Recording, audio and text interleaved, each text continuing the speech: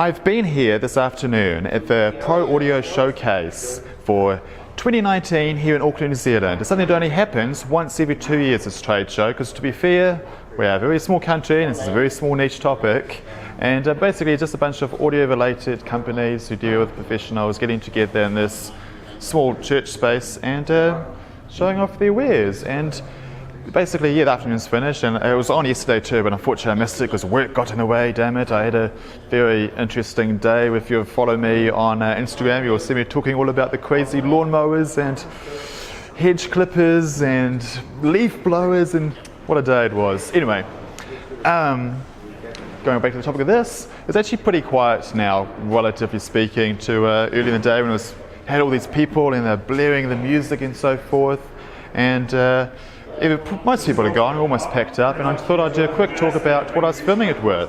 Because I remember last year, 2 years ago in 2017, I think I actually just filmed it with my cell phone. And yeah, most of my YouTube videos is unfortunately filmed with whatever crap, oh that's just phone stinging, with whatever crap cell phone it is that I have at the time, because I lose a lot of cell phones. On my 4th or 5th cell phone for the year at the moment. And so yeah, I'm just filming with whatever crappy cell phone, or I'm using my Panasonic G6, like I am at the moment, with the Aputure A.Lav running into it. Definitely much better than a cell phone. And I've got the normal SLR Magic 8mm, which is so wide. It's beautiful, I love that lens. And anyway, back on topic. It's not what I use today. I thought, seeing as I'm doing interviews, and I want to be sort of, I thought maybe let's use a tripod this time. And I thought if I'm using a tripod, it doesn't matter how heavy the camera is, because I'm not going to be holding it at the end of my increasingly tired arm. And yeah, this arm is feeling a little bit better, and I'm maybe not too sore anymore. Anyway, if I'm on a tripod, I can use a heavier camera. But it doesn't matter how heavy it is. So that's how big and crazy it got. What the hell is this bazooka? Reminds you a bit of like the F5 or FS700 with that big extra accessory at the back for all recording. But not in this case. It's all about audio on the back. So yeah, I don't know what kind of crackpot crazy madness I thought up to try this out, but why not? Life is about living crazy and experimenting, especially when you're doing it just for your own YouTube channel for fun. So let's show you what I'm doing here. To start off with, I've got my Sony F3, which I had back in the day when I was this delusion I was going to be a cinematographer.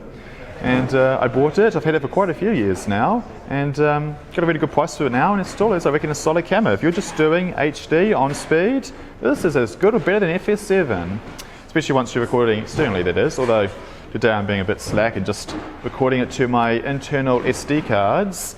I say SD cards, but actually it records to S/S cards. It's got 2 of them. If I can pop this out. And again, I'm being a bit lazy here. I've only got 1 card in it because I knew I was not going to run out of space. So this is an S/S card, except it's not. It's actually an adapter. So, sneaky. I've got a cheap SD card inside a very cheap adapter. So rather than paying extremely high prices for S/S cards, you just slot this in and booyah! You can record for hours and hours and hours. It's great. Yeah, I mean, like, how much time? I sort of like a whole hour left in that card.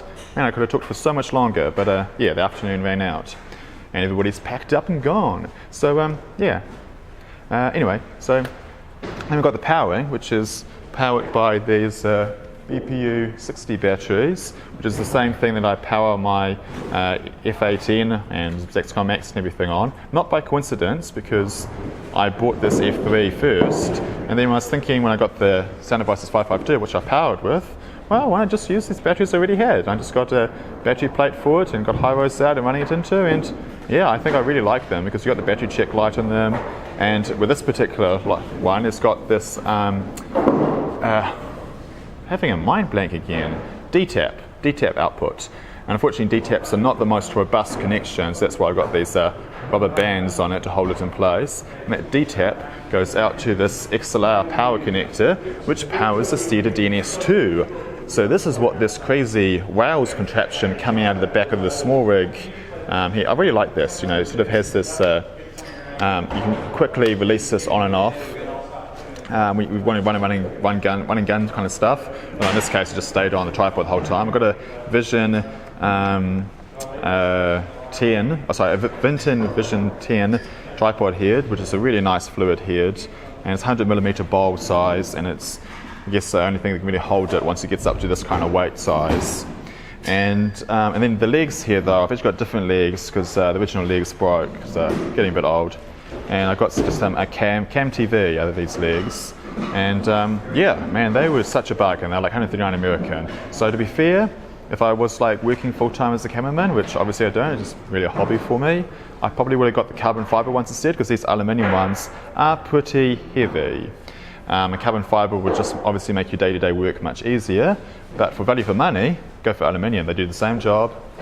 And anyway, sidetracked. So, Cedar DNS-2, seeing as I'm inside, you know, a trade expo of sorts, even if it's a small one, the noise volumes, background noise is insanely off the charts. I mean, now it's finally quiet-ish in comparison. And anyway, so I've got here the Cedar DNS that I was going to run through the micros user interviewing them with, but before it goes into there,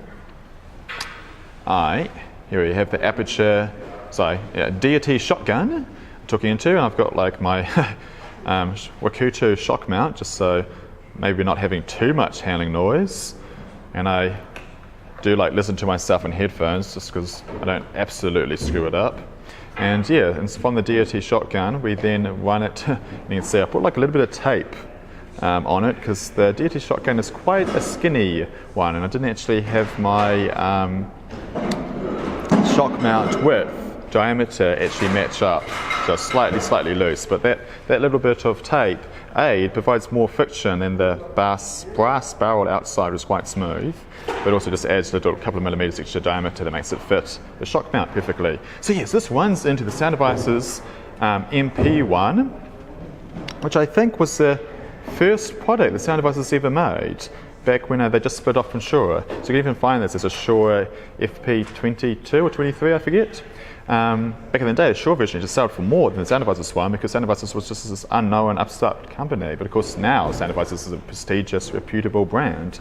Anyway, so running it into here because I thought, seeing as it's kind of really scatterbrained to try to like film yourself and talk to the camera at the same time and operating the camera and interviewing in person, and just like, it would be nice maybe to have the limiters on this, so yeah, and plus the preamp of it. So I'm looping it through here, and then I get line level output that I can then send into the Cedar DNS, that then applies the live noise reduction that I'm then sending into the camera via out to here, and boom.